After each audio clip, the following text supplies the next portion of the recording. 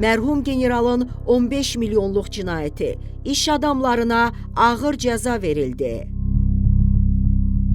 Müdafiə Nazirinin sabiq mavini, Nazirliyin Maddi-Texniki Təminat Baş İdarəsinin keçmiş rəisi, mərhum general-leytenant Fuad Məmmədov, iki şirkət əməkdaşı Fuad Şeydabəyov və Azər Xəlilovun cinayət işi üzrə məhkəmə prosesi yekunlaşıb. Reportun məlumatına görə Bakı Hərbi Məhkəməsində verilən hökmə əsasən Fuad Şeydabəyov 10 il 6 ay, Azər Xəlilov 11 il müddətinə azadlıqdan məhrum edilib. General-leytenant Fuad Məmmədov vəfat elədiyi üçün ona cəza təyin edilməyib. İttihama görə mərhum general və iki şirkət rəsmisi əlbir olaraq 15 milyon manata yaxın dövlət vəsaitini mənimsəyiblər. Məhkəmə müttəhim Fuad Məmmədovun oğlunu hüquqi varisi kimi tanıyıb.